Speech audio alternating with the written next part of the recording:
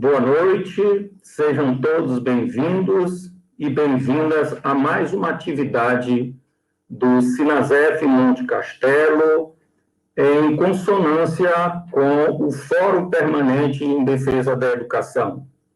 É com muito prazer e com muito orgulho esse trabalho que o Sinasef ele vem desenvolvendo ao lado dos profissionais da educação do Maranhão. É bom que se diga que não tem esse viés só voltado para os educadores, para os formadores, para os técnicos do público, vamos dizer assim, do ensino federal.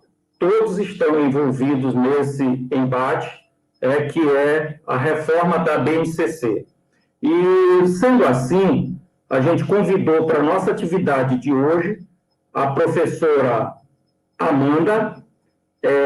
A professora Amanda, ela é doutora em educação pela universidade, é professora da Universidade do Estado do Rio de Janeiro.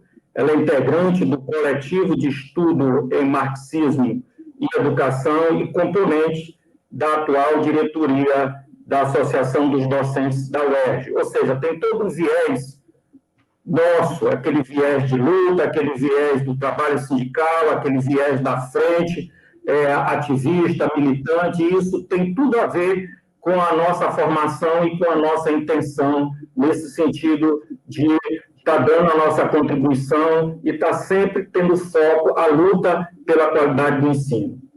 Nós vamos ter também como convidado aí especial para mediar essa live, também agradecer prontamente o aceito no convite feito por parte da diretoria do Sinasef Monte Castelo, o professor Márcio Henrique, um companheiro de luta, um companheiro das lutas sindicais, um companheiro que sempre esteve ao lado das grandes lutas em prol da educação de qualidade do Maranhão.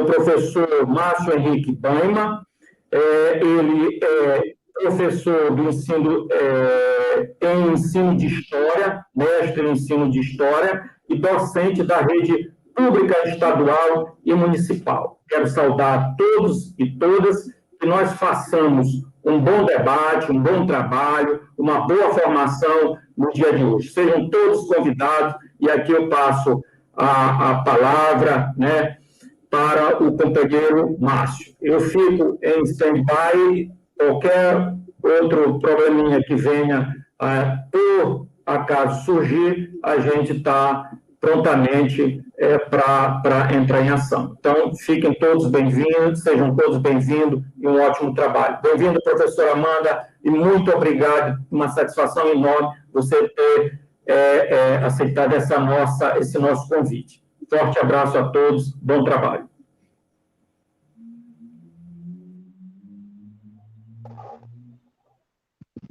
Boa noite a todos e todas. Boa noite, professora Amanda, mais uma vez. Eu queria também agradecer a senhora pelo aceite, né, e dizer assim que é uma satisfação muito grande de minha parte, não só receber esse convite por parte do Sinasef, entender também que essa live está ligada ao nosso processo formativo, né, do Fórum Permanente de Defesa da Educação Pública, e do ponto de vista coletivo, para mim é uma honra, mas também do ponto de vista pessoal, tá? Por quê? Deixa eu só colocar aqui. Ai, saiu a luz.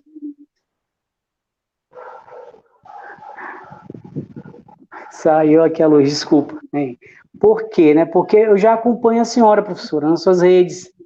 Então, eu venho observando seu trabalho, as suas postagens, né? Por si só, elas já dariam um debate muito amplo, né? E também um dos temas que a senhora desenvolve para o contexto atual, não que não fosse importante em outras épocas, mas com certeza a discussão sobre a precarização do trabalho docente na atualidade, se a gente levar em consideração tudo que vem acontecendo nesses últimos anos, com certeza é de fundamental importância para nós que somos professores, seja da rede pública, estadual, municipal, privada, superior, de todos os níveis. Eu acho que essa problemática, ela precisa sim ser colocada em evidência o tempo todo, até porque nesse conjunto de processos, aliás, de reformas que vem acontecendo, né, nós, professores, estamos sendo extremamente prejudicados. Tá? Então, se a gente começar a observar desde 2016, vamos colocar aqui esse marco temporal, né, para cá, o conjunto de mudanças, reformas que ocorreram nesse período, né, vai desde a lei da terceirização, BNCC, reforma do ensino médio, reforma trabalhista, reforma previdenciária. Então, esse conjunto de reformas, elas incidem diretamente, não só, claro, né, sobre o professor, mas como a gente está fazendo esse recorte para o campo da atuação docente, né, é bom destacar isso, mas sobre a sociedade como um todo, mas a gente sabe que nós, professores, estamos sob ataque nesse contexto. Tá? Então, é muito importante ter uma professora com a senhora discutindo a precarização do trabalho docente e trazer aqui também mais um debate, né, a respeito dessa outra parte da reforma, né, que é a reforma da BNCC, né, que se integra também nesse conjunto de reformas que, num quadro mais amplo, tem a ver com a reestruturação das formas sociais do capital, especificamente a partir, né, dessa nova etapa que a gente conhece como etapa do ultraliberalismo ou neoliberalismo, tá? E que, por sua vez, a educação é um dos principais alvos. Né? E essa reestruturação, ela não incide somente sobre os currículos, mas sobre formação e sobre a atuação do professor, certo? Então, esse conjunto todo, ele diz muito sobre esse momento, tá, que a gente vive e como isso incide diretamente no trabalho docente. Tá? E para que a gente possa dar início, tá? A gente traz aqui o tema, né, que é a reforma da BNCC e o trabalho docente.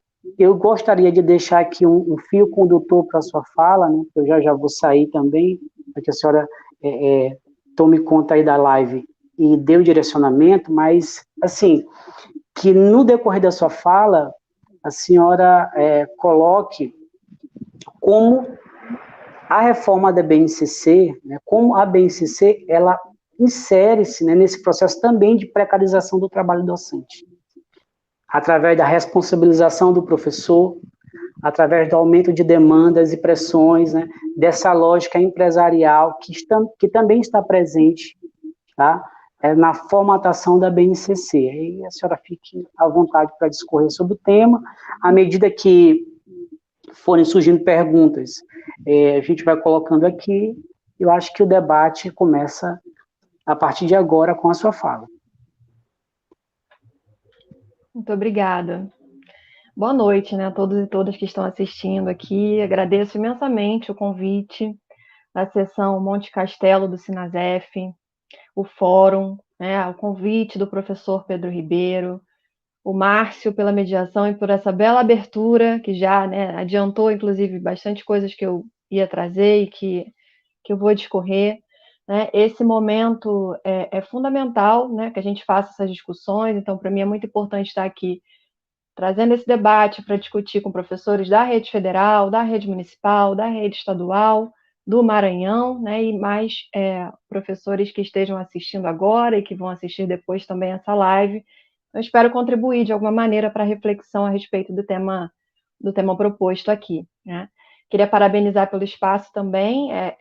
Esses momentos que a gente pode estar junto dessa forma, eles nos fortalecem, que a gente pode debater, discutir, elaborar, né, construir condições de luta, e isso é muito importante, né, porque é o que nos resta nesse momento diante de uma realidade tão cruel e tão dura como que a gente está vivendo hoje durante essa pandemia, né, na atual fase da pandemia, né, a mais perversa de todas elas. Então, para discutir o tema proposto, a BNCC e o trabalho docente, eu vou partir de um pressuposto, já até adiantado aqui pelo Márcio, né, na abertura. Porque não dá para a gente tratar de educação sem a gente considerar, sem a gente falar da totalidade social, né, dos aspectos políticos, dos aspectos econômicos, das mudanças no mundo do trabalho, que buscam, com essas transformações, sempre a conformação de um trabalhador de novo tipo adequado a essa reestruturação. Então, a imposição da BNCC, da Base Nacional Comum Curricular, assim como a reforma do ensino médio, ou mesmo o próprio ensino remoto, que a gente está vivendo durante a pandemia, ou agora as propostas de ensino híbrido, todas essas propostas, essas políticas educacionais, elas devem ser analisadas no interior do projeto do capital para o trabalho e também para a educação. Então, a gente tem que considerar esse pressuposto para a gente analisar qualquer política, qualquer reforma educacional, e a gente tem que considerar também que nós estamos num contexto diferenciado em um país da América Latina, um país capitalista dependente, para ficar aí nos termos de Florestan Fernandes, e que, portanto, também carrega as suas particularidades no campo educacional. E nesse momento atual, com um agravante ainda maior de estarmos com o nosso país sob a direção da extrema-direita. Então, tudo isso implica em diversas questões que eu vou tentar trazer aqui um pouco para a gente refletir e, a partir disso, pensar também a questão da precarização do trabalho docente dentro desse contexto que eu vou apresentar inicialmente aqui a respeito de frentes que hoje atuam na educação pública e que são as principais interessadas na implementação dessas reformas. Então, para discutir a Base Nacional Comum Curricular e o trabalho docente, vou partir, então, do trabalho e da educação, considerando o contexto que a gente está vivendo, desde um contexto de décadas, um contexto de crise estrutural do capital, que é uma crise econômica, que é uma crise política, que é uma crise social, que é uma crise ética, que se estende aí desde a década de 1970, e que implica também numa crise estrutural do trabalho. Mesaros coloca esse termo, que a gente vive uma crise estrutural do trabalho. E no Brasil, essa crise estrutural do trabalho, ela tem as suas particularidades, porque o nosso país ele sempre carregou a marca de termos um trabalho precário, um trabalho informal. Isso é características da nossa classe trabalhadora. Características de um país que foi o último a abolir a escravidão. Então, isso tudo carrega marcas que nos diferencia e que a gente também tem que considerar quando a gente vai discutir o trabalho e a educação. No contexto da década de 1990, esse quadro ele tem uma piora significativa. Eu vou trazer esse contexto para a gente chegar na base, no contexto da Base Nacional Comum Curricular. A partir da década de 90, a gente tem um avanço do neoliberalismo muito forte no nosso país, a década chamada pelo professor Ricardo Antunes, da década da desertificação neoliberal. Então, há um avanço do neoliberalismo, um avanço das privatizações de empresas estratégicas no nosso país.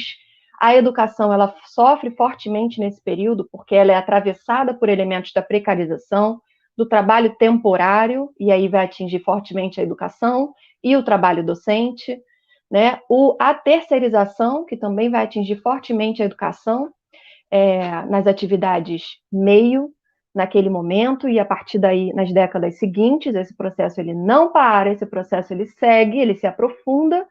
Não é porque estivemos diante de governos de frente popular, em seguida, na década de 2000 e tudo mais, que esse processo modificou. Não é verdade. Esse processo se intensificou, um processo de avanço da precarização, terceirização, privatização. Então, mas trazendo para o contexto mais recente, para a gente localizar especificamente a Base Nacional Comum Curricular, a gente tem que considerar o contexto da década de 2010, que é uma década muito específica. Como o próprio Ricardo Antunes também localiza, é a década da devastação social. Então, é a década que foi retirado de forma muito intensa, ainda mais intensa, os direitos da classe trabalhadora.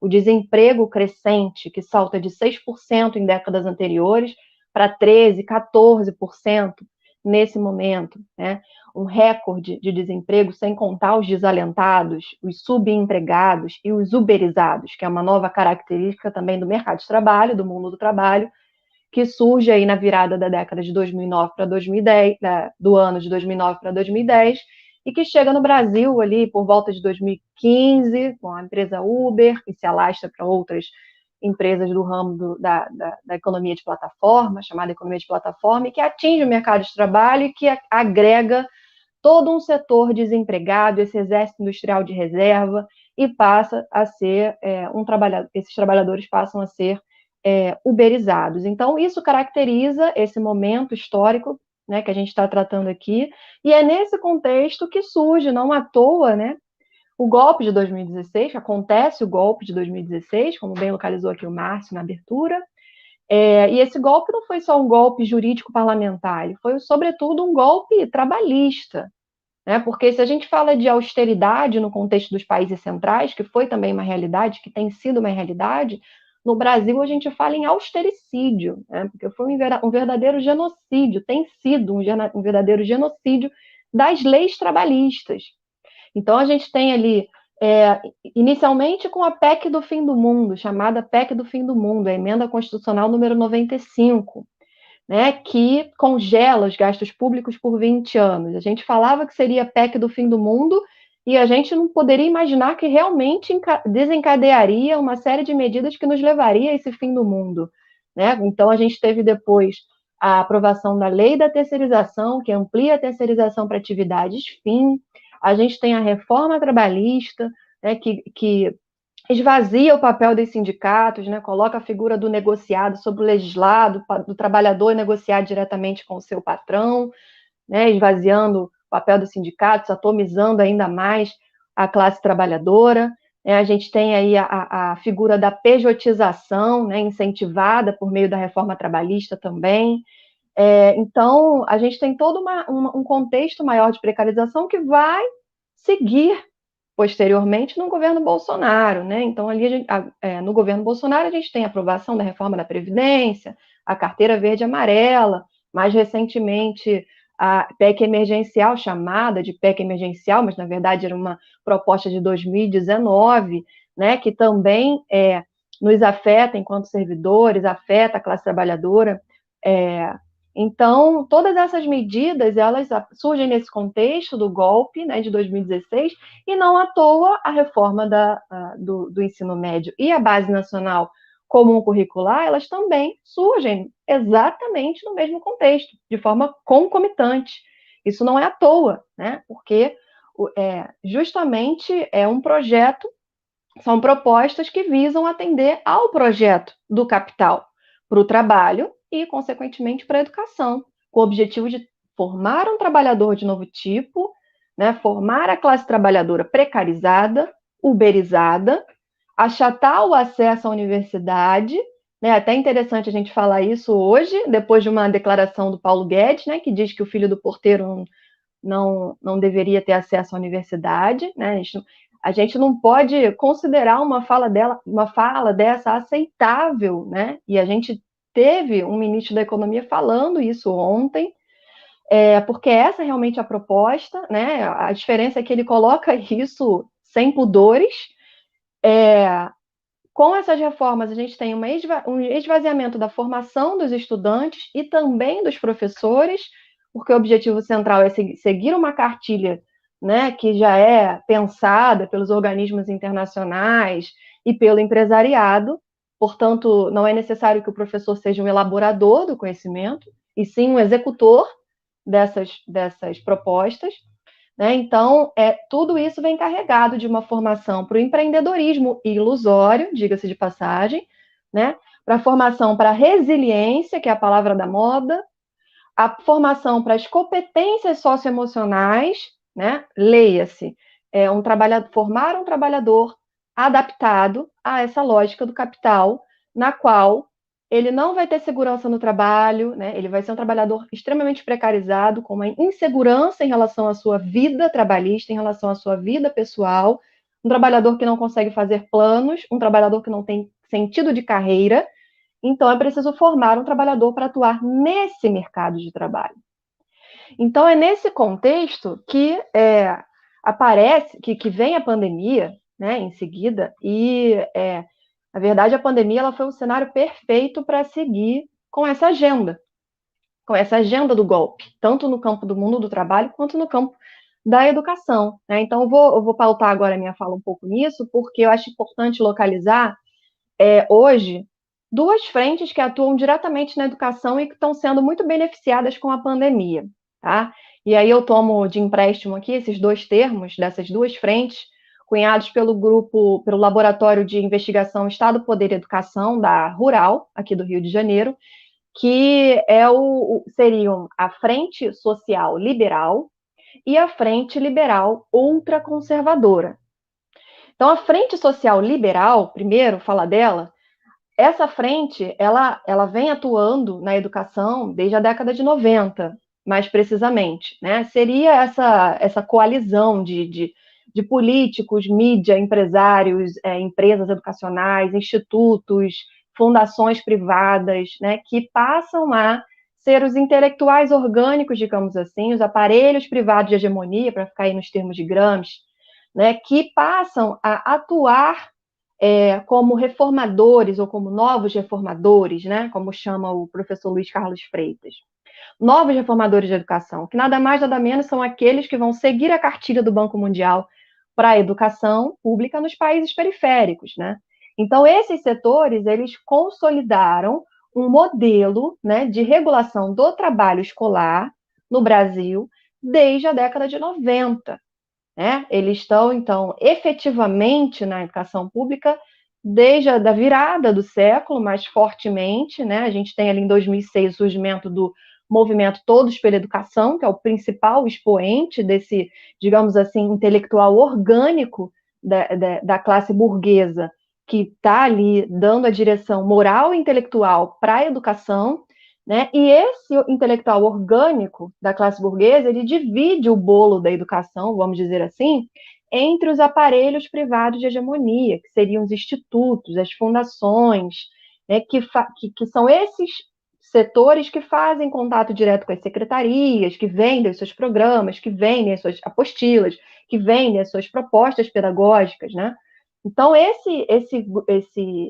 essa coalizão, né, e principalmente o Todos pela Educação, ele passa a ter aí tamanha influência na educação na década de 2000, né, tanto que em 2007, logo depois do surgimento deles, né, do Todos pela Educação em 2006, vamos ter o PDE, né, que é o Plano de Desenvolvimento da Educação, Todos pela Educação, que leva o nome desse movimento, para ver o tamanho da influência que eles têm junto ao Ministério da Educação na época do Fernando Haddad, né? Então, ali naquele contexto, e, na verdade, a partir da década de 90, a gente tem, então, esse contexto que modifica profundamente a educação, né? Coloca a educação numa nova guinada, para um lado, que é favorecer esse setor empresarial, essa visão de educação empresarial à la Tabata Amaral, hoje em dia, né? Vamos dizer assim, à la Fundação Lehman. Então, a gente tem aí uma influência, né, uma modificação no contexto educacional muito baseado na meritocracia, na responsabilização docente, né, na privatização e na precarização do trabalho, fundamentalmente.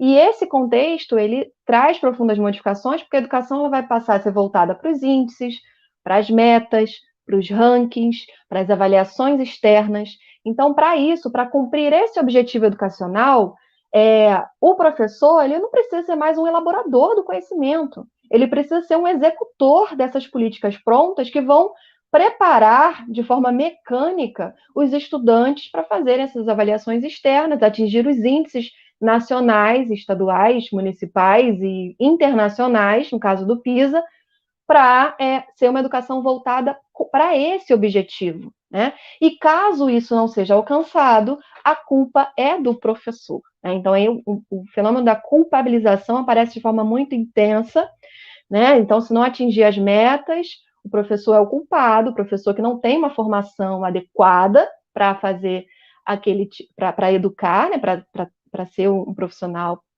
da educação, e também gerando aí os mecanismos dos bônus salariais, muito presentes ali também na década de 2000 e tudo mais. Então, esse contexto é o que permeia a educação pública, né? E, além disso, então, com o governo Bolsonaro, né, a gente tem, então, passa a ter uma influência também muito forte de outra frente na educação. Além dessa frente social liberal, a gente passa a ter uma influência forte da frente liberal ultraconservadora. Não que eles tenham surgido durante o governo Bolsonaro, antes eles já estavam presentes, mas não tinham influência direta no Ministério da Educação. E agora passam a ter. Então, o movimento Escola Sem Partido e seu ideário, ele passa a permear o Ministério da Educação. Então, o Ministério da Educação, ele passa a ser gerido por essa lógica obscurantista, olavista, né, baseado nessa suposta guerra cultural que eles chamam, né, que eles dizem que precisam combater um chamado marxismo cultural que está presente nas universidades, nas escolas, né, a ideologia de gênero, enfim, esses termos cunhados por eles, que na prática não existem, né, mas que passam a dar tônica dessas políticas educacionais também, porque a educação em si, principalmente as universidades e a universidade que forma os professores, né, muitas vezes são vistas, públicas principalmente, elas são vistas como caça-matas da guerra cultural, né? Então seria aquele setor que precisa ser combatido, né? E assim como os professores na escola pública, que seriam aqueles profissionais que estão levando à tônica essa agenda do marxismo cultural, segundo esses setores. Então, eles passam a voltar suas políticas para combater esse processo. Nesse sentido, há um forte combate às ciências humanas, ao pensamento crítico, à ciência como um todo, e uma criminalização dos professores.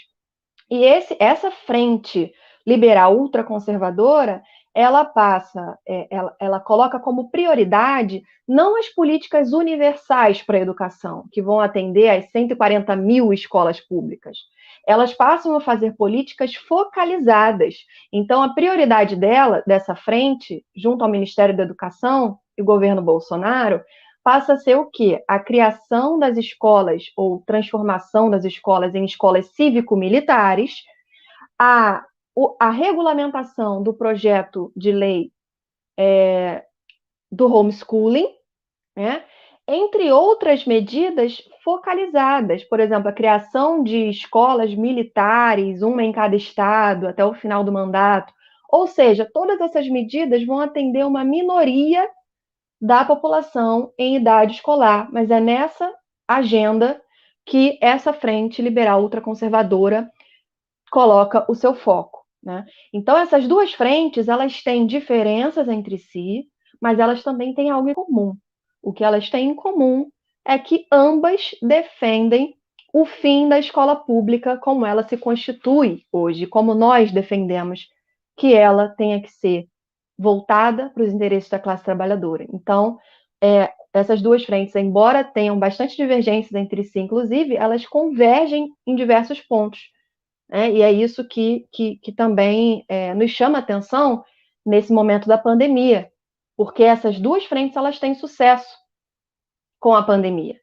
Então, tanto a frente do empresariado, quanto a frente da ultraconservadora, levada aí a cabo por pastores nos ministérios, tendo como principais expoentes a ministra Damares e o ministro Milton Ribeiro, né, que são levados, né, por essa lógica da bancada evangélica, dos bolsonaristas mais radicalizados e tudo mais.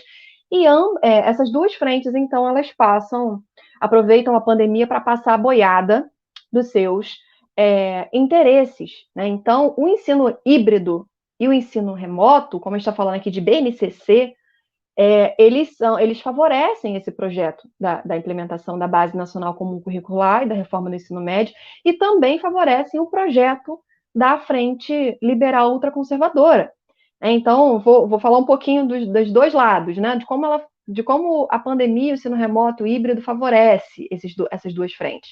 Primeiro, a Frente Social Liberal ela é favorecida porque mais uma vez, aí, ela é vista como o intelectual orgânico da pandemia, né, para dar tônica na educação da pandemia. Foram eles os principais defensores do ensino remoto, né, seguindo, mais uma vez, a cartilha dos organismos internacionais, do Banco Mundial, da OCDE.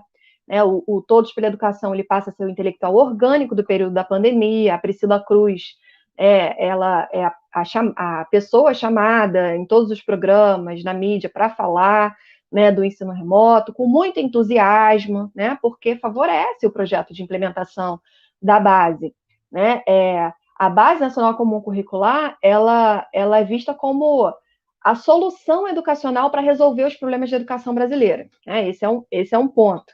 E a solução educacional, inclusive, dá nome a um dos projetos do Instituto Ayrton Senna, né? Então, eles veem a base como essa solução educacional porque eles conseguem alinhar a formação docente, eles conseguem alinhar as avaliações externas, né? Tornar a educação minimalista, né? Focada em alguns conteúdos que vão ser avaliados nos testes.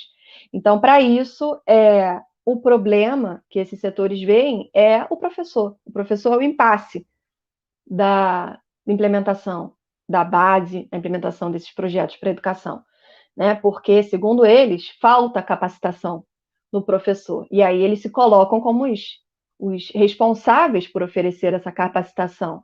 Então, são eles que vão começar a vender programas, projetos para as redes públicas, para capacitar os professores, né? Para atuar com esse tipo de formação, uma formação voltada para esses interesses, né? Então, não preciso dizer que nesse contexto os professores, então, perdem muito a sua autonomia, né? E o seu trabalho é cada vez mais combinado com o processo de precarização, que eu vou falar em seguida, né? Torna a vida do professor hoje no Brasil bastante complicada, bastante difícil. Em relação à frente liberal ultraconservadora, ela também é favorecida com a pandemia, porque o ensino remoto, ele carrega muito fortemente o componente do monitoramento, né? Então, o professor, ele está sendo constantemente coagido, né, perseguido, porque, enfim, você não sabe quem está do outro lado da sua tela, né? Inclusive no contexto familiar, né?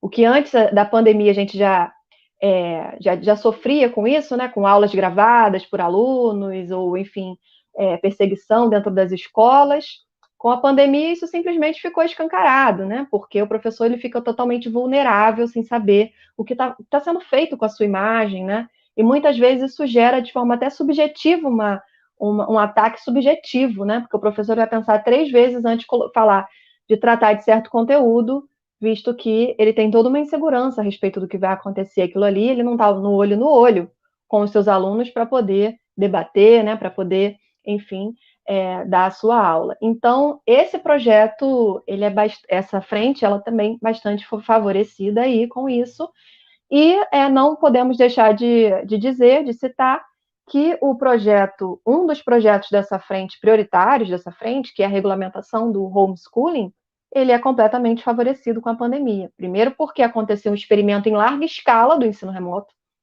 né? Mesmo sem a gente querer, isso aconteceu e, enfim, é um fato. Não que o ensino remoto e homeschooling sejam a mesma coisa, não é isso, né?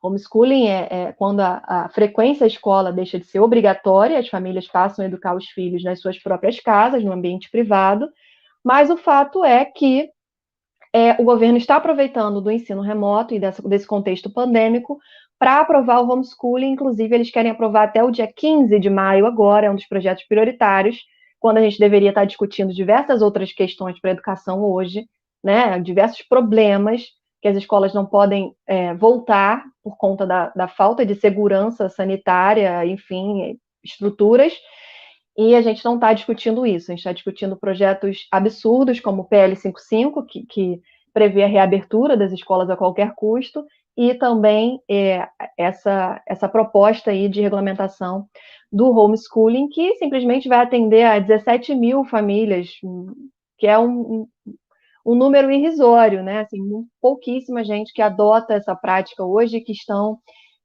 faz parte de uma base radicalizada do bolsonarismo também, diga-se de passagem, né? Porque não quer ter o seu filho na escola para ter contato com outras ideias, outras crenças que não sejam as suas, né? Então, esses setores querem tirar o seu filho da escola e educar em casa, né? E também, claro, mais uma vez aí, desqualificar o professor, né? E tudo mais. Então, para a gente ficar muito atento a isso, né? Porque é algo que está aí pairando e precisa ser falado. Então, dentro desse contexto todo, né, de atuação dessas duas frentes na educação e também dessa relação trabalho-educação, como a gente está discutindo aqui, essa forte influência da precarização do trabalho e o contexto educacional, é que a gente localiza os docentes, né? E aí eu já vou caminhando também para ir finalizando. A gente está falando, então, de professores, que é uma categoria bastante extensa, né, uma das maiores categorias do setor público. No total de docentes no Brasil, a gente tem 2.200.000, e nas redes públicas a gente tem 1.800.000. Então, esse professor, né, o professor, apesar de ter as suas particularidades no que diz respeito ao seu trabalho, né, de ser um trabalho imaterial, improdutivo do ponto de vista marxista, né, não produz mais-valia diretamente, esse trabalho do professor dentro da escola pública, ele está cada vez mais permeado pelo processo de precarização da classe trabalhadora de forma geral. E aí é importante localizar isso porque, ao mesmo tempo que a gente vive uma nova morfologia da classe trabalhadora, nesse contexto da década de 2010, como eu falei, isso também atinge os professores. Os professores não ficam isentos disso. Eles passam também por um processo de precarização bastante semelhante, inclusive, né? E é inclusive esse o ponto que eu trato no meu último livro, né? O Formas e Tendências de Precarização do Trabalho Docente, que justamente eu vou trazer essa composição, né, desses vários e distintos segmentos que compõem a classe trabalhadora docente de educação básica no setor público brasileiro. Então, a gente estaria aí diante de duas categorias, digamos assim, de duas expressões conceituais para a gente conseguir analisar essas diferenças. Primeiro seria um setor que eu venho chamando de precariado professoral, que é uma parte significativa dos professores brasileiros, que seriam os professores com contratos instáveis, que, embora atuem nas redes públicas, eles não têm segurança, eles não são concursados, e, portanto, são os polos mais precarizados, sem direitos, muitos deles jovens em início de carreira, e que passam, assim como os trabalhadores passam sobre as novas leis da reforma trabalhista, como trabalho intermitente, o trabalho do professor na escola pública também carrega a característica do trabalho intermitente, né? Então, a gente tem aí 27% dos professores brasileiros, 1 a cada 4 professores brasileiros que atuam nas redes públicas estaduais e municipais, são professores temporários, 27%. Né? Então, tem 10 redes públicas brasileiras que têm mais de 50% do seu quadro docente temporário. Além da figura do eventual, né, que é o professor delivery, digamos assim, que é o professor que se coloca à disposição para dar aula, a depender da falta de um professor efetivo. Então, ele é convocado para trabalhar mediante demanda e só recebe mediante aulas dadas. Né? Então, essa figura do professor eventual é uma incongruência, né? E ela existe desde a década de 90 no nosso país. Então, o trabalhador uberizado na educação, essa característica do trabalhador uberizado, que é receber mediante o trabalho, a chamada por o trabalho, sem segurança trabalhista alguma, ele está bastante presente já há bastante tempo na educação, né, brasileira. E, ao mesmo tempo, não que essa precarização do precariado professoral, ela não se restringe ao precariado, né? A precarização, ela não se restringe ao precariado professoral, que seria essa massa insegura, com uma insegurança, né, no setor da educação.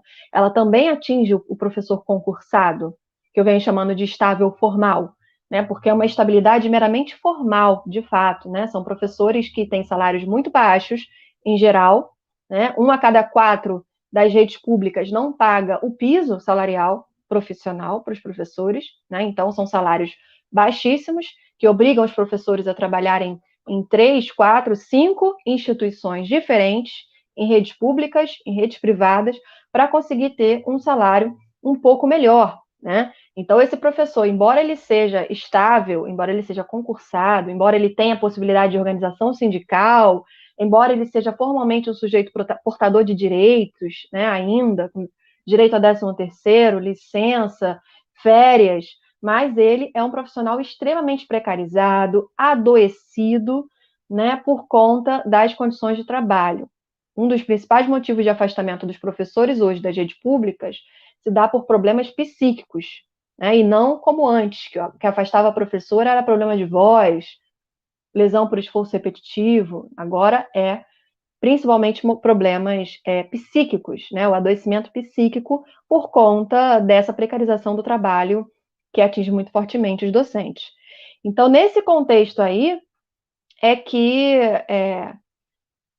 eu não vou entrar nessa parte, mas talvez se tiver a oportunidade de voltar depois, porque eu acho que eu já falei muito, dessas tendências que acompanharam a precarização do trabalho, né, a partir dessas leis e reformas nos quais a BNCC se encaixa, também trouxeram algumas tendências de precarização para o trabalho e algumas se confirmaram na pandemia.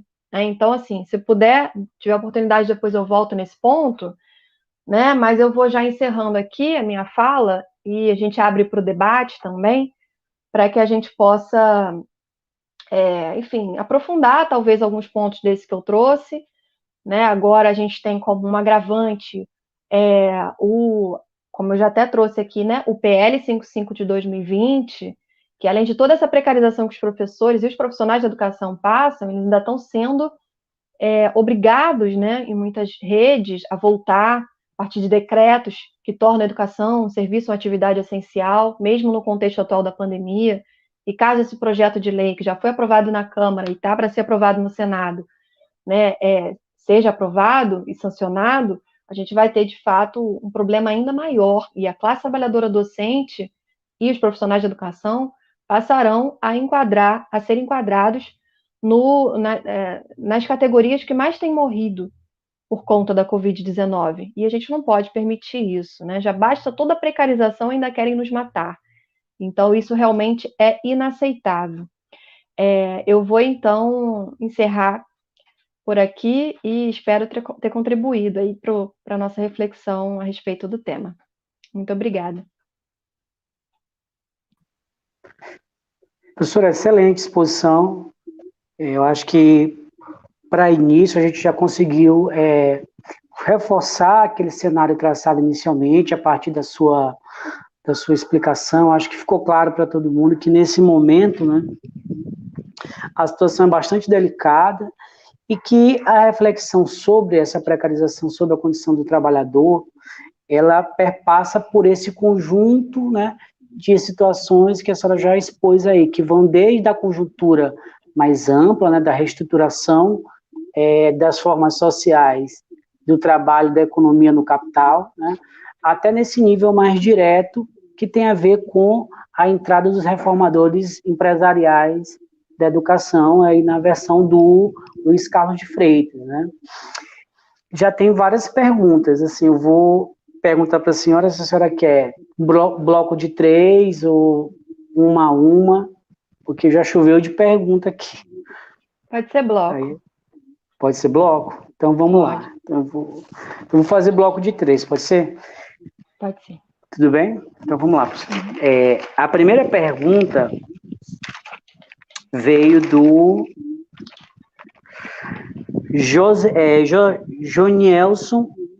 Jonilson Lima, né? Ele pergunta o seguinte: gostaria de saber sobre os principais motivos que justificam uma possível reforma necessária à BNCC. Como explicar essa proposta?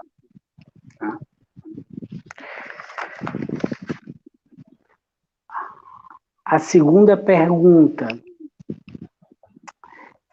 é aqui do perfil Avante UNB. Não diz o nome, mas o perfil está como Avante UNB. Vamos lá. Professora, você entende que o trabalho plataformizado seria o suprassumo das formas de exploração da força de trabalho, que a terceirização, pejotização, intermitência irão ser superados por essa forma? Aí ele coloca mais embaixo, boa noite, professora. Desculpe o diretismo da pergunta, são os limites da plataforma. Parabéns pela fala.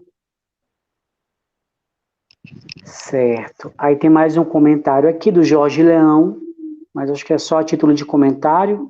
A BNCC vem implicar no desmonte da formação crítica e a atuação do trabalho docente acima pela aceleração do trabalho precarizado. Professor Jorge, professor do IFMA Monte Castelo. Tá?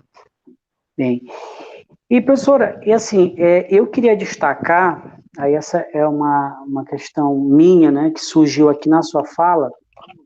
A senhora tem um artigo de 2019, né, que é a uberização e trabalho docente, que converge, inclusive, com a sua trajetória de pesquisa nesse campo. Né, inclusive, por último que a senhora citou, que é a precarização do trabalho docente no século XXI, precariado, professor e professor estável formal, sob a lógica privatista empresarial nas redes públicas brasileiras, que é a sua tese, né, e que agora também é livro. Acho que fez um ano agora, não é isso, da publicação, se não me engano? Um ano, né? É isso. Aí a senhora colocou lá, vamos destacar 3 formas aqui, como se apresenta, que é o precariado professoral, né, que a senhora já explicou, o professor estágio formal e o professor subjetivamente adaptado, que é aquele que atua nas escolas de parceria pública e privada. Pegando o debate sobre a BNCC, dessas 3 formas, a senhora considera que as 3, elas atendem a esse interesse da BNCC? Elas atendem elas se adequam a esse processo de organização do trabalho, né, nessa lógica muito mais, a palavra correta seria estruturada a partir dessa lógica empresarial, né, estruturada a partir desse modelo que a senhora já colocou aí como sendo um modelo amplamente influenciado pelos reformadores da educação. Então, qual desses 3 perfis, né, que é o professor, o precariado professoral, professor estável formal ou professorado subjetivamente adaptado? Qual dos 3 ou os 3 eles estão aí adaptados ou estão sendo obrigados a se adaptar à BNCC na forma como ela se apresenta hoje? Ok. Excelentes questões. Agradeço, primeiramente, pelas questões, por poder ter a oportunidade de resgatar, de trazer mais pontos aqui para reflexão, né? Eu vou começar pela questão do Márcio, e aí eu vou, acho que fazer o caminho contrário aqui da ordem das perguntas, porque justamente, né, quando a gente discute as formas e tendências de precarização do trabalho, que foi justamente o tema do meu livro lançado em 2020, né, que agora fez um ano, na verdade ele é um recorte da tese, agora está para sair outro livro, que vai ser o Trabalho Docente sob a Lógica Privatista Empresarial, que nesse próximo livro eu vou tratar justamente dessa terceira expressão conceitual que o Márcio trouxe, que é o professorado subjetivamente adaptado, que são aqueles professores que atuam nas escolas com parcerias público-privadas, né? E aí eu tomo como campo empírico para fazer essa análise os professores aqui da rede estadual de ensino do Rio de Janeiro, com um programa de parcerias público-privadas que existe ainda, na verdade, mas que teve o seu principal momento ali de 2008 a 2017. Então, eu analisei esse programa e como a entrada do empresariado, numa forma muito particular, que aconteceu aqui na rede estadual, que era a adoção de escola, digamos assim. Então, a gente tinha a escola da parceria com o Instituto Pão de Açúcar, a escola da parceria com a Oi Futuro, a escola em parceria com o Instituto Xuxa Meneghel, a escola em parceria com as lojas americanas, enfim, infinidade de escolas, foram 82 no total nesses 10 anos, grande maioria, inclusive, com parceria com o Instituto Ayrton Senna, que justamente algumas com formação específica para o mundo do trabalho, né, formação profissional, outras com o objetivo único e exclusivo de formação para as competências socioemocionais. E isso é importante trazer nessa questão do Márcio, porque essas escolas, a partir dessa lógica, elas passam assim, que legal, olha, já tem um livro aí, coisa boa. Saiu hoje, eu acho, foi divulgado hoje a capa dele, né? Então, assim, acabou de ser lançado, esse é o novo, então, que acabou de ser lançado, assim, que vai tratar justamente disso que eu estou falando agora, né? Que esse trabalho inserido nessas escolas. Então, assim, o que leva o professor a atuar nessas escolas com parcerias público-privadas? Muitas vezes é a própria condição de precarização que ele está submetido. Então, isso é interessante de observar, porque muitas vezes esse professor é visto como um professor adaptado, como um professor, né, que está ali concordando com as políticas privatistas, e não necessariamente é isso. Muitas vezes eles aderem a esses propostas, esses programas, essas escolas, para melhorarem as suas condições de trabalho, para atuar em uma instituição só, quando ele trabalhava em 3, 4, para ter uma gratificação, né? Então, é nesse sentido que essa conformação desse professorado subjetivamente adaptado é desejável pelos empresários, mas, ao mesmo tempo, na prática, ela nem sempre se realiza, porque o professor, ele muitas vezes adere a esses programas por conta da melhoria de condições de trabalho, e muitas vezes ele também questiona esses programas por dentro. Isso também acontece com a Base Nacional Comum Curricular, nem sempre ela é seguida à risca pelos professores, né? Então, o professor, muitas vezes, ele ressignifica, ele trabalha de uma maneira diferente, ele consegue ainda trazer de uma forma crítica também, né, esse contexto educacional que faz com que ele não seja um profissional crítico, mas muitas vezes ele consegue. Infelizmente, isso não é a maioria. A maioria, infelizmente, até por conta das condições de precarização, acabam sim sendo professores executores.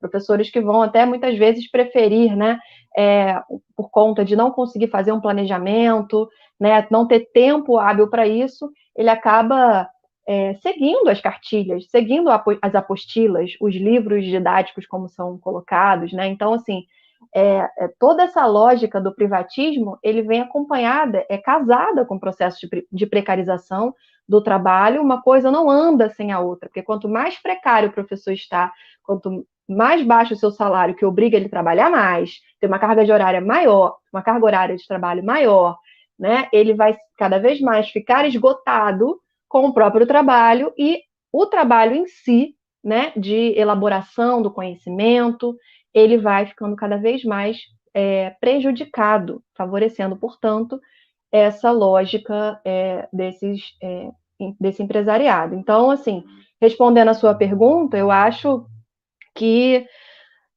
todas essas expressões conceituais, tanto o precariado professoral, quanto o professorado estável formal, quanto o professorado subjetivamente adaptado, eles atendem ao interesse, né, da Base Nacional Comum Curricular. Essas três formas de precarização, tanto os temporários, eventuais, quanto a precarização em si dos concursados, ou mesmo desses professores que vão atuar nessas escolas com parcerias, elas são concomitantes ao interesse de implementação da base, né? Então, assim, uma coisa está colada diretamente à outra.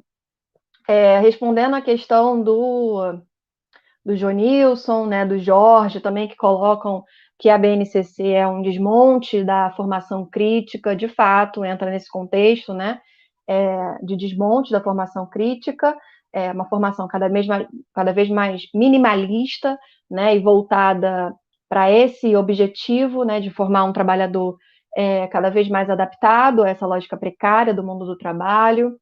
E os setores que hoje colocam, como a pergunta do Jonilson colocou, né, de que é necessária uma reforma na BNCC, muitas vezes isso parte da frente liberal ultraconservadora, né? Porque veem ali como ameaças algumas questões que são colocadas, né? O ministro da Educação, ele vive se posicionando em relação a isso, né? Que as crianças têm segundo ele, uma sexualização precoce nas escolas, né? A ideologia de gênero está presente. Então, assim, essas duas frentes, elas divergem em relação ao conteúdo também que está contido na Base Nacional Comum Curricular. Isso é importante também a gente colocar, né? Então, tem algumas divergências. No que diz respeito à pergunta do Avante UNB, né, do perfil Avante UNB, que coloca a questão do trabalho plataformizado, que seria o suprassumo das formas de precarização e de exploração, de fato, né, o trabalho que surge lá com a gig economy, né, com a economia do compartilhamento, chamada economia do compartilhamento, que logo se torna uma nova forma de organização do trabalho, que é hoje chamada de uberismo, uberização, né, ele coloca o trabalhador sob condições de trabalho que se aproximam às condições do século XIX. Né, você vai ler lá a situação da classe trabalhadora na Inglaterra de Engels, e você vai ver os estudos do trabalho hoje que tratam desse trabalhador uberizado, você vai ver muitas coisas parecidas, né? Jornada de trabalho exaustivas de 12, 13 horas por dia, salários baixos que o trabalhador não consegue se manter. Né? O trabalho uberizado, ele é um trabalho pautado pela dívida, né? Porque o trabalhador, ele paga para trabalhar e ele vive com o que sobra. Né? Então, ele é dono de todos os seus instrumentos de trabalho. Ele tem que ir para o mercado sendo dono de tudo e arcar com todos os riscos. Então, se ele sofre um acidente de trabalho, se ele perde um instrumento de trabalho, se ele quebra um instrumento de trabalho, né, se ele tem algum prejuízo com aquilo, a empresa não é responsável por nada, né? E o trabalhador é responsável por tudo. Então, essa é uma condição muito piorada se a gente comparar com formas de precarização que a gente já considerava as piores, como, por exemplo, a terceirização. Né? Até o surgimento desse tipo de organização do trabalho que a gente chama de uberização hoje, a gente considerava a terceirização como o pior, né? Porque, de fato, os trabalhadores terceirizados são aqueles que sofrem mais acidentes de trabalho, que têm salários mais baixos, né? Enfim, que tem todo uma diferenciação dentro do setor público, né? Não tem segurança também no trabalho, porque as empresas vivem uma rotatividade muito grande, né, desses trabalhadores, mas ainda são trabalhadores que são geridos pela CLT, né, ainda estão sob as leis do trabalho, ainda tem alguns parcos direitos, né, e o trabalhador uberizado, ele sequer tem isso, né, então ele é um trabalhador completamente vulnerável, e aí com uma massa de trabalhadores, né, compondo esse exército industrial de reserva, esse exército de trabalhadores que hoje estão à margem, que não conseguem se inserir no mercado, que desistiram de procurar emprego, como é o caso dos desalentados, né, dos subempregados. Então, são esses trabalhadores que serão aqueles que vão enfim, alugar uma bicicleta, comprar uma bicicleta, vão alugar e vão comprar a caixa térmica, vão comprar a jaqueta térmica, vão subir numa bicicleta e vão se arriscar no meio das ruas para entregar comida, né? Como diz o líder do movimento dos trabalhadores antifascistas, o Paulo Galo, né? Muitas vezes carregando a comida nas costas sem ter o que comer. Então, essa a realidade do trabalhador uberizado, plataformizado. Né, que é uma lógica muito perversa do século XXI, da terceira década, né, e a gente vivendo aí, quanto maior é o avanço tecnológico, maior é a exploração, maior o grau de exploração. Que essas plataformas, elas reúnem o que é de mais avançado do ponto de vista tecnológico, inteligência artificial, né, enfim, a tecnologia dos GPS e tudo mais, mas nada disso está a serviço, né, de melhorar a vida das pessoas, muito pelo contrário. Então, é uma questão assim que é muito grave realmente a constituição do mundo do trabalho hoje, não só no Brasil, mas no mundo inteiro, né, no mundo inteiro. O Brasil, de forma muito piorada por conta das nossas características, né, as características da classe trabalhadora brasileira, característica do mercado de trabalho, do mundo do trabalho no Brasil, que tem uma particularidade, né? Que que carrega esse aspecto informal de longa data e que, num contexto desse, é aprofundado ainda mais, né? Então, é um pouco isso, assim, para tentar fechar aqui as questões que foram feitas, responderia dessa maneira. Obrigada. Tem alguma mais que foi feita?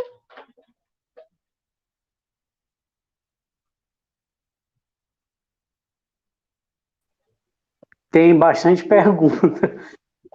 Vamos lá. Tem mais 3, professora. Tranquilo para a senhora? Dá para continuar? Tranquilo, dá sim. Tranquilo, né? Então vamos lá. Professor Juca dando um alô aqui para todo mundo. Professor Juca, Sinasef Monte Castelo. Tem a pergunta aqui do Adrian Guilherme. Professora Amanda, quais os pontos positivos da BNCC na sua opinião? Quais os pontos positivos da BNCC na sua opinião? Aí tem a pergunta do Acrísio Mota, segunda pergunta. Ele diz o seguinte: excelente descrição da precarização. Todavia, a professora, ao pressupor como raiz disso uma crise do trabalho, não estaria invertendo? A crise não seria do capital? Certo. Aqui tem mais um comentário do Pedro Freire. A BNCC, na teoria, criou um currículo mínimo para atender o direito de aprendizagem. No entanto, atribui um limite máximo de 1.800 horas para o desenvolvimento das chamadas competências e habilidades. Ainda Pode repetir essa última, por favor, que foi tão rápido, eu não consegui anotar. Perdão, professora. Foi um comentário aqui do professor Pedro. Vamos lá. Uhum. A BNCC, na teoria, criou um currículo mínimo para atender o direito de aprendizagem. No entanto, atribui um limite máximo de 1.800 horas para o desenvolvimento das chamadas competências e habilidades.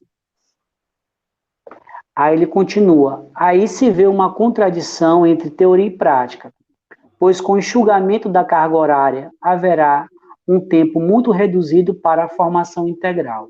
É um comentário, né? É mais um comentário aqui abaixo. Esse limite de 1.800 horas é para que se possa ter uma porcentagem de EAD se adequando ao projeto do Instituto Lehman, né? Aí o Gregório Magalhães, né, faz referência aí a esse que é um dos grandes reformadores empresariais da educação, né? Aí, deixa eu ver se tem mais alguma pergunta. Não tem mais perguntas, são só essas duas, professor. Qual o nome da pessoa que fez a pergunta da crise estrutural do trabalho? Que eu não Acrísio. Acrísio. Tem uma pergunta bem aqui na tela agora, professor, o Pedro Freire, que seria a terceira. Como ficarão os professores horistas que já precisam trabalhar em mais de uma instituição para conseguir alcançar uma carga horária ideal para um retorno financeiro minimamente necessário? Pronto, fechou. 3 perguntas. Vamos lá, então. Começar pela do Adriano, que conversa com a pergunta do Pedro, né? Que eu acho que o Pedro, ele meio que quase responde aí a pergunta do Adriano, né? Quando o Adriano coloca a questão dos pontos positivos da BNCC. Eu diria que não há, né? Está questionando aqui é justamente a lógica dessa política, né? A lógica aqui, qual o serviço dessa política educacional, né? Dessas reformas educacionais. Então, ela não vai ao encontro de uma educação crítica, de uma educação emancipatória, né? De uma educação que trabalhe o aspecto crítico, né, dos alunos e dê autonomia ao trabalho docente.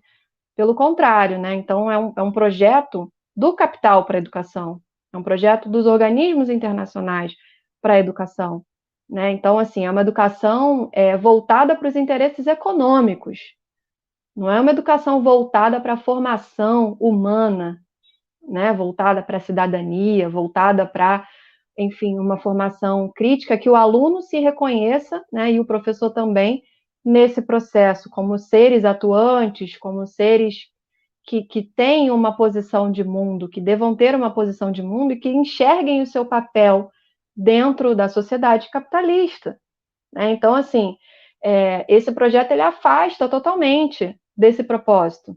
E a educação também é isso. A educação também é formar para a cidadania. A educação também é formar para o sujeito se reconhecer enquanto um sujeito portador de direitos e deveres.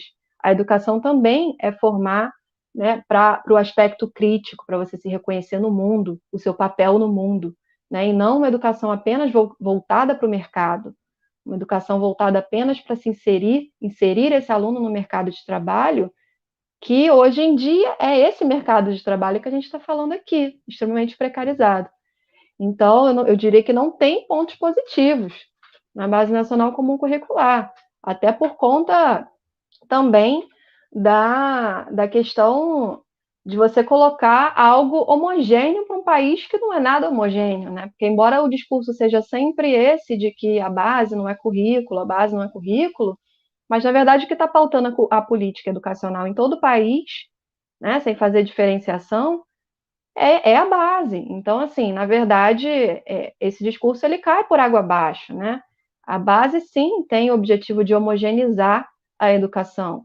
E isso é muito ruim, né? Porque desconsidera as particularidades locais, o contexto de cada estudante, o contexto de cada escola, o contexto de cada município, de cada estado, nesse país que é um país continental. Então, eu colocaria assim essa resposta. Sobre o Gregory, né? O Gregory também traz. O Gregory é meu colega de trabalho.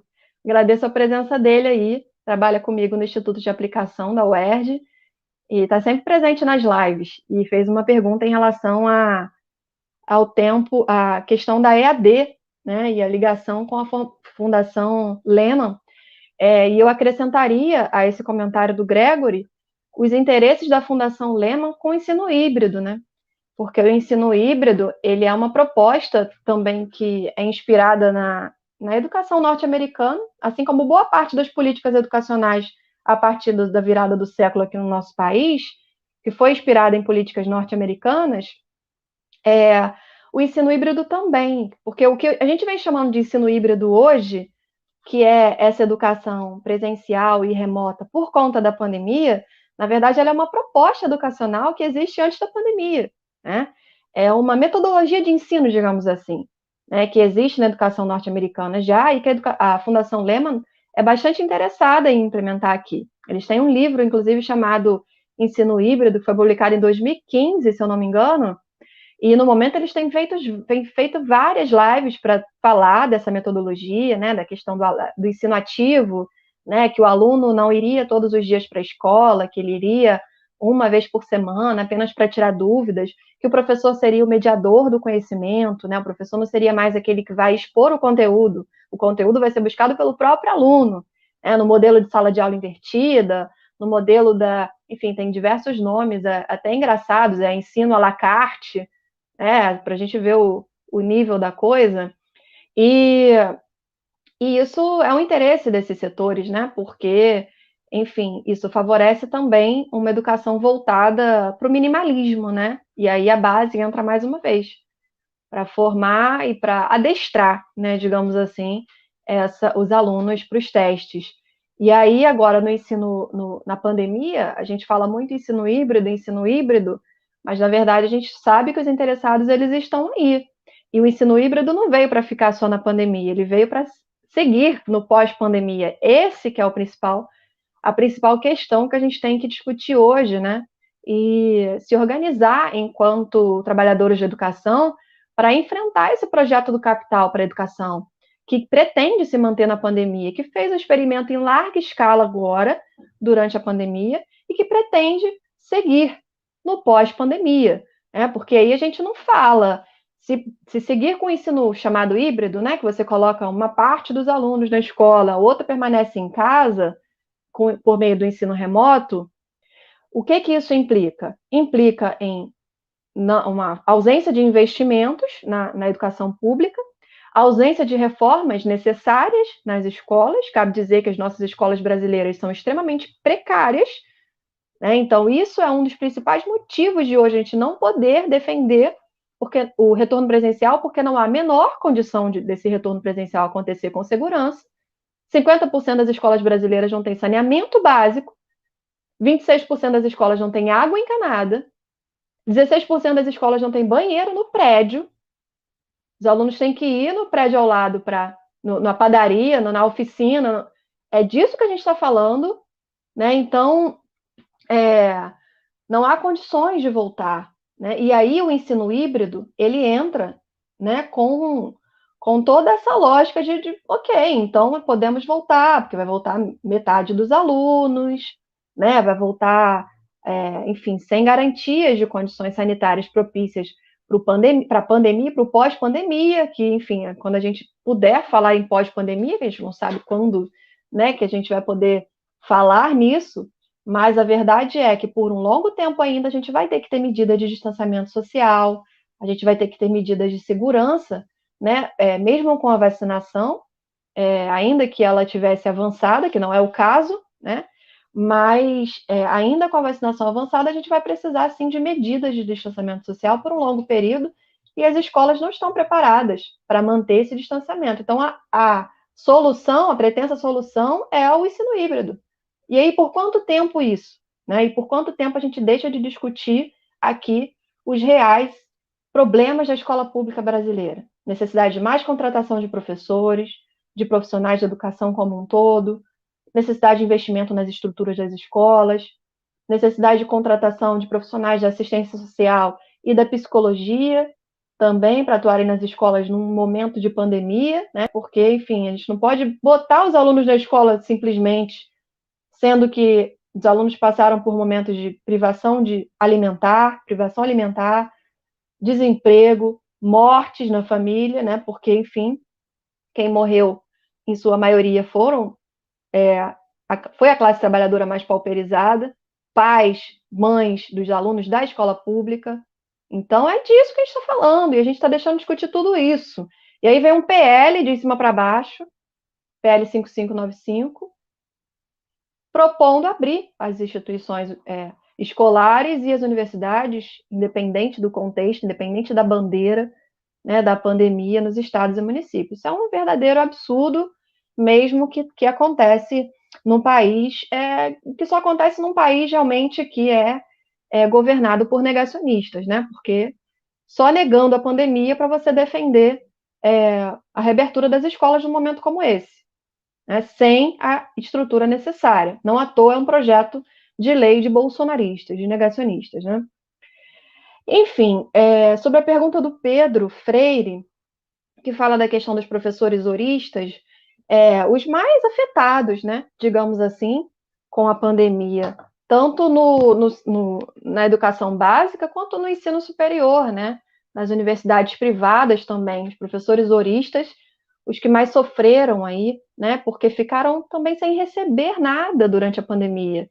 Na educação básica, a gente poderia dizer que os professores horistas, não é bem esse termo que é utilizado, mas seriam os eventuais, que ganham por hora aula dada, né? Esses professores, eles não puderam sequer pleitear o auxílio emergencial.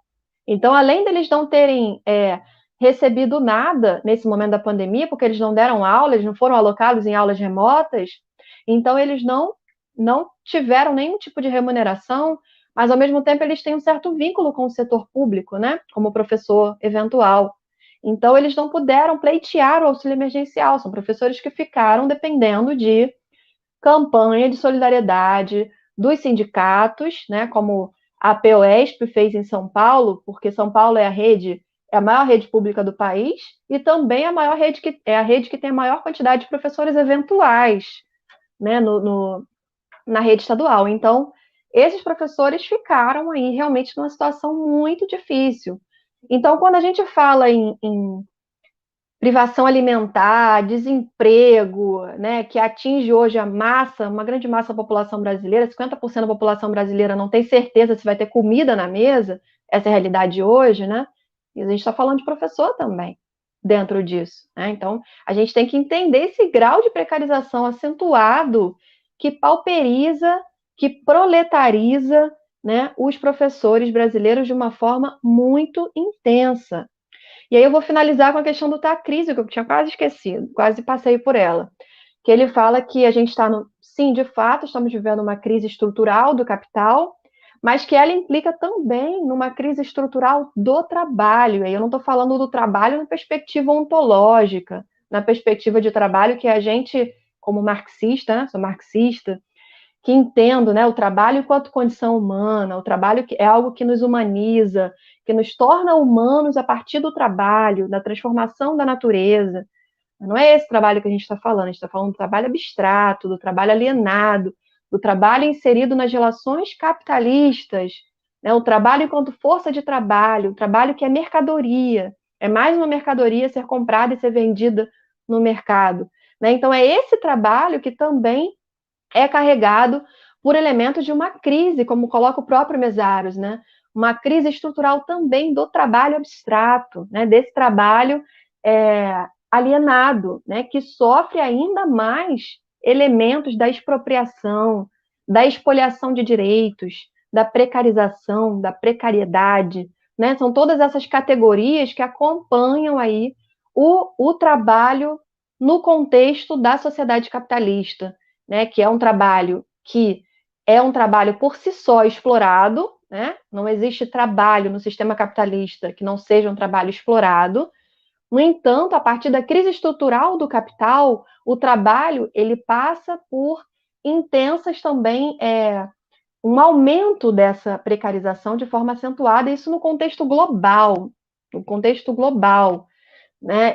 Essa crise ela atinge tanto os países centrais quanto os países periféricos. Os trabalhadores do mundo inteiro sofrem com essa crise, né? Também do trabalho. Então, existe muita discussão, né, no contexto dos países centrais, no contexto dos países europeus, que seria o surgimento do precariado, né? Que até eu tomo esse termo para analisar os professores na realidade brasileira, fazendo as devidas adaptações para a nossa realidade, mas o precariado seria, sim, essa camada da classe trabalhadora, não uma nova classe, como alguns autores colocam, não é uma nova classe, mas isso não seria uma análise marxista, mas uma camada da classe trabalhadora que é ainda mais precarizada, que no contexto dos países centrais, aquele setor da classe trabalhadora que não tem mais a mesma lógica de trabalho, de sentido de carreira, né, dos trabalhadores que viveram sobre a era fordista, por exemplo. Então, com a reestruturação produtiva, com a crise estrutural do capital, com a reestruturação produtiva, com a hegemonia do capital financeiro, essa lógica no mundo do trabalho ela se transforma, né? Então, com o advento do toyotismo e de outras formas de organização do trabalho, há uma profunda modificação do sentido do trabalho, né? Então, é uma discussão que o Ricardo Antunes faz muito, muito bem, né? E isso implica também nessa lógica, e que no nosso país, obviamente, a gente vai passar por um processo muito mais intenso, a gente vai viver de forma muito mais intensa essas transformações, né? Então, acho que é isso. Faz por aqui.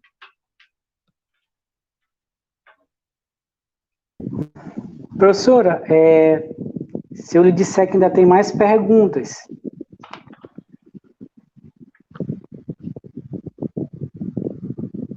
Tranquilo ou a gente pode encerrar por aqui? Não, tranquilo. A gente pode fazer talvez mais um bloco e aí eu encerro, né? Pode ser.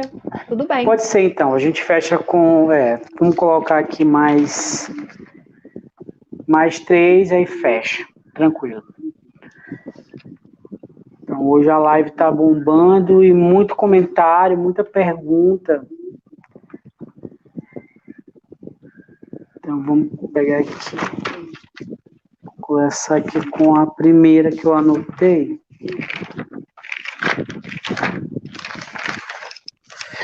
É da Sueli Borges Pereira. Em sua opinião, professora, qual seria a diferença básica entre os PCNs e a BNCC em termos de currículo? Aí tem o Alberes Cavalcante.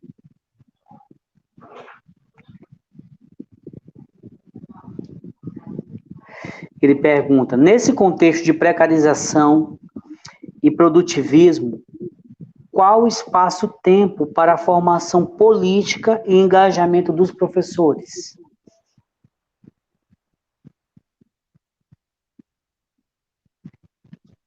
Isso. E a última pergunta,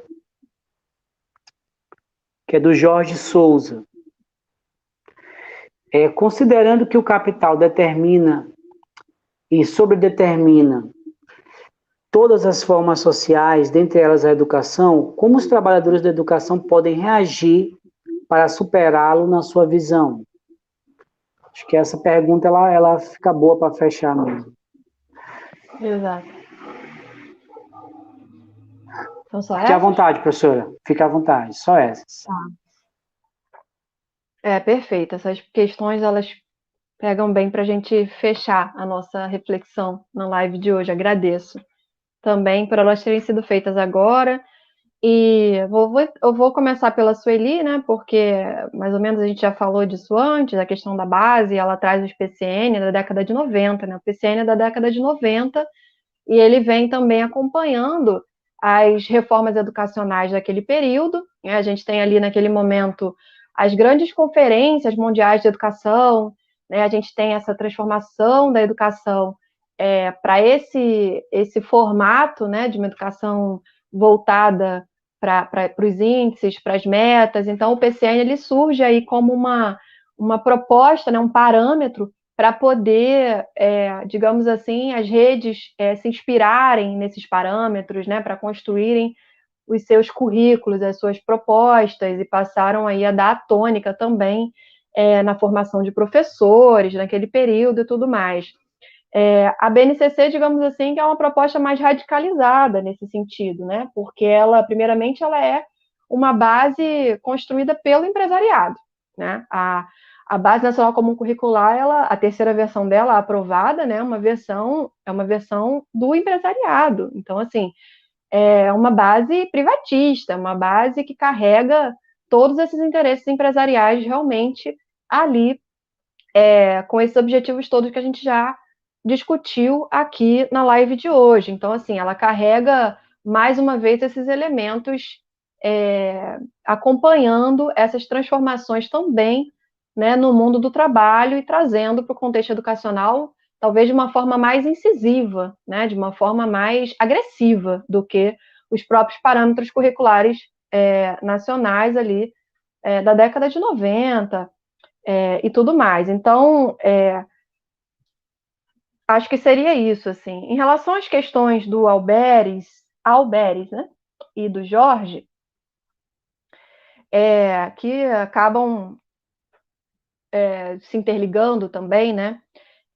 Todo esse contexto de precarização e de intensificação do trabalho, porque não é só precarização, é também intensificação, é mais trabalho para os professores, de fato, isso retira tempo, né, de reflexão, retira tempo de formação, retira tempo de formação política, especificamente, e retira o tempo de engajamento sindical, né, de engajamento coletivo dos professores.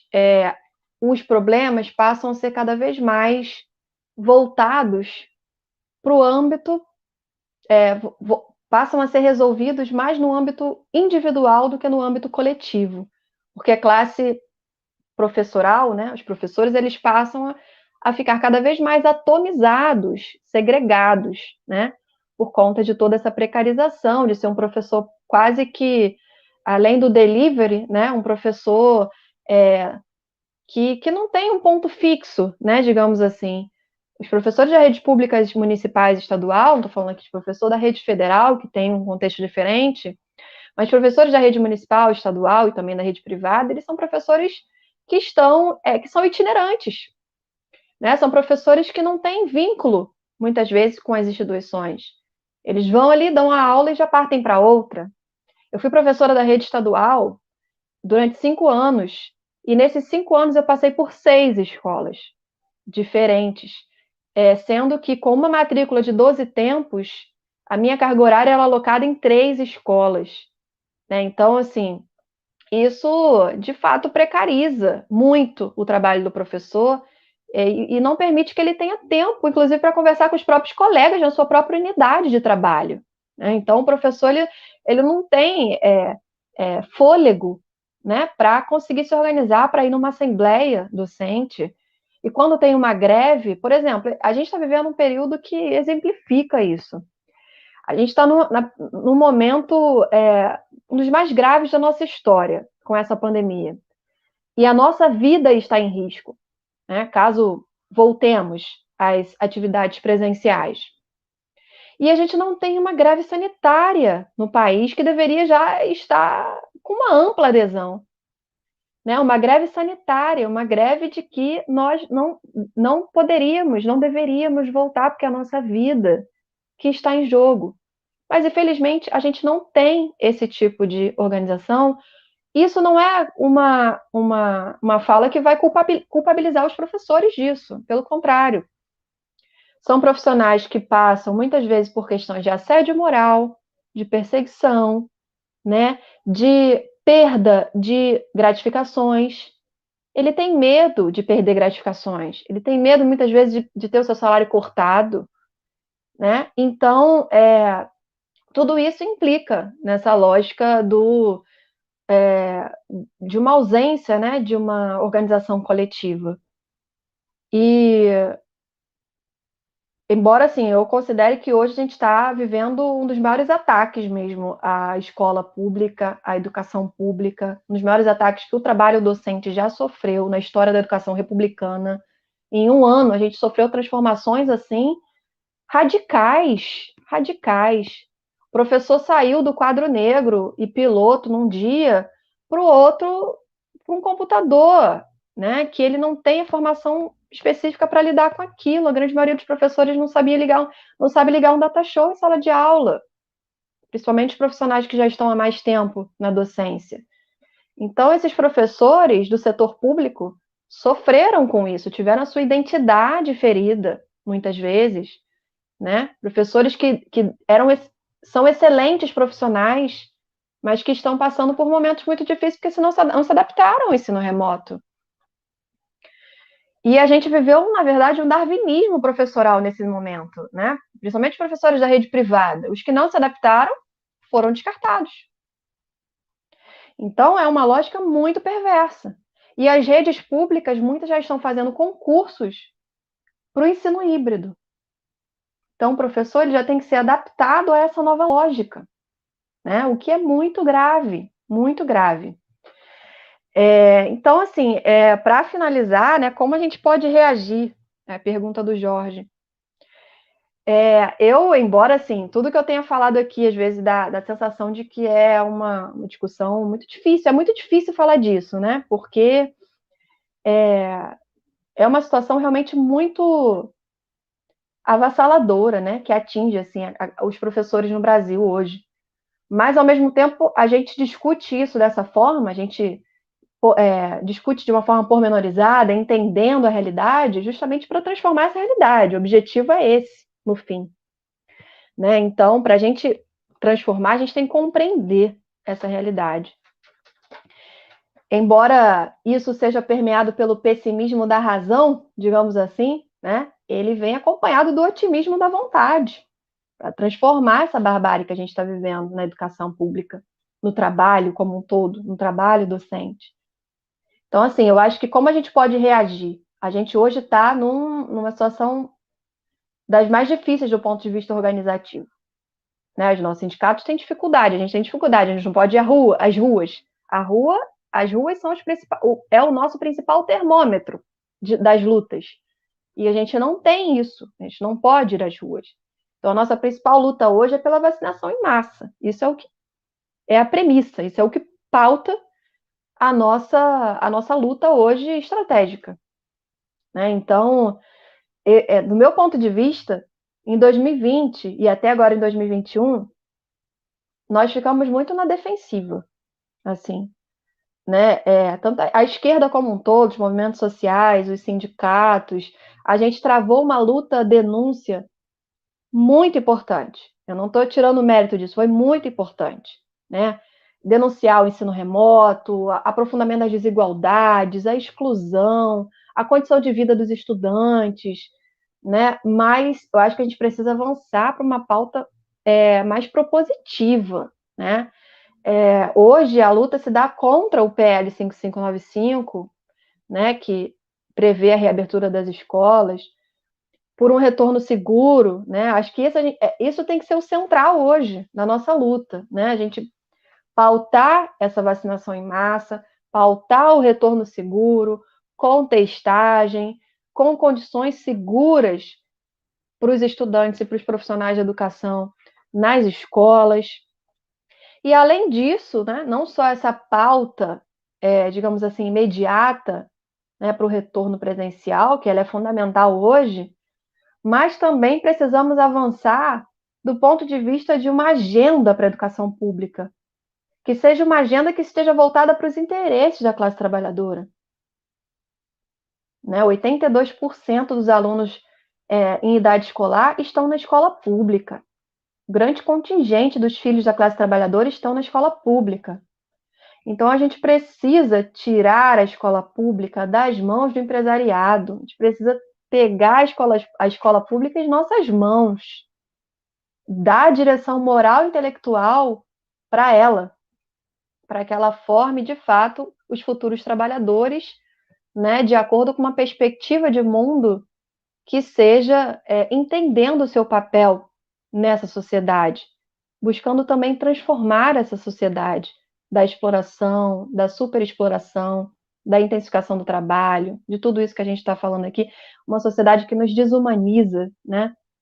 E com a pandemia isso se intensificou ainda mais. A gente parece que está cada vez mais desumanizado, dessegregado, né? No sentido literal mesmo, né? Então, acho que esse é um projeto que a gente tem que avançar, né? Por isso é muito importante esse tipo de debate, para a gente conversar sobre isso, né? Com os profissionais de educação, da educação básica, que muitas vezes muitos debates não chegam na ponta da escola, por conta também de tudo isso que a gente falou, né? Da falta de tempo, da precarização e tudo mais.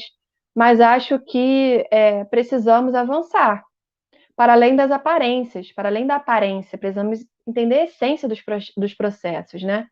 O que de fato dá tônica na educação hoje, quais os caminhos nós temos que seguir, onde podemos nos organizar, né? Nos nossos sindicatos, fortalecer os nossos sindicatos para pautar a luta. É só essa via que a gente tem, ainda não inventaram outra. Então é ela que a gente tem que fortalecer. Então, eu deixaria esse recado aqui, né, para a gente fortalecer as nossas entidades, os nossos sindicatos. Né? Não à toa esse debate aqui é proposto por um sindicato de luta. E a gente precisa mais do que isso, a gente precisa de uma pauta unitária, né, de unidade em nível nacional, tanto da educação básica quanto da educação superior, para a gente construir uma alternativa, né, para esse cenário que se apresenta. Isso vai partir de nós. Se não partir dos trabalhadores e trabalhadoras, a gente vai continuar sendo, né, reféns dessa política que está colocada e que nós somos induzidos a segui-la. Né? Então, acho que é isso. Assim, agradeço muito a oportunidade de estar aqui nesse debate hoje com vocês. Agradeço muito as questões e me coloco à disposição para novos debates também, né, daqui para frente. Tá bom? É isso. Obrigada. Professora, muita gente comentando, tá? Lá no chat, muita pergunta. Acho que se dependesse do público hoje, nós estenderíamos esse debate, aí ia perder as horas, mas não só pelo público que está intensamente ali querendo saber, ávido, né, por conhecer, como a senhora mesmo propôs aí, né? Como situação importante para esse momento, é conhecer, entender essa situação, mas pela importância do tema, pela importância da sua pesquisa. Então, eu quero lhe fazer um agradecimento aqui, né, primeiramente, professora, ter aceitado e também fazer um reconhecimento da sua importância enquanto intelectual pública, tá? Porque, pelo que eu venho acompanhando em suas redes, as suas produções, os seus posicionamentos, isso tudo ajuda também a fazer uma formação, né? Então, o caráter dessa live hoje é um caráter também formativo, mas, acima de tudo, né, é a possibilidade que nós temos também de chegarmos a outra ponta, né? Eu sou professor do ensino básico, né? E eu aprendi muito hoje, aprendi muito pesquisando, inclusive, para conversar, né? Porque na minha cabeça, a lógica, quando eu conversei com o professor Pedro, é que a gente faria ali um bate-bola, e eu disse, vou me preparar aqui, eu resgatei alguns artigos seus de 2013, né? Mas eu vi, aí pude acompanhar o seu avanço na perspectiva do entendimento da situação, mas sempre com a linha do materialismo histórico dialético, né? Eu percebi que essa linha ela nunca se rompeu, e eu sei o quanto ela é importante para tentar compreender, para ser uma chave de leitura do que nós estamos vivenciando agora. Com certeza, isso é fundamental. Eu quero lhe agradecer mais uma vez, em nome do Sinasef, em nome do Fórum Permanente de Defesa da Educação Pública, de todos aqueles que participaram e que fizeram perguntas, que fizeram comentários. Agradecer ao Maurício, né, e que sem ele essa live não seria possível. Ele está aqui no backstage, né, ele que está comandando aqui a live, e dizer que foi muito, sim, importante a gente trazer essa temática e ouvir a senhora colocar aí as posições, né, que dizem muito sobre a condição docente, né, nesse momento que a gente vive em si. Então, acho que é bom a gente ter a clareza sobre o que está acontecendo a partir da fala do pesquisador, do cientista, daquele que está ali no dia a dia, vivenciando a sala de aula, vivenciando a pesquisa educacional e, acima de tudo, sabendo se posicionar diante desse contexto, tá certo? Se a senhora quiser deixar mais alguma mensagem, alguma fala, está aberto, né? Eu já disse tudo que eu tinha que dizer, mas eu queria também falar com a senhora a respeito de um possível convite por uma outra live, mas depois eu converso com a senhora no particular, se possível. Tá ótimo, vamos sim, vamos conversar. Obrigada, muito obrigada mesmo pelas palavras, tá? Um abraço a todos e todas.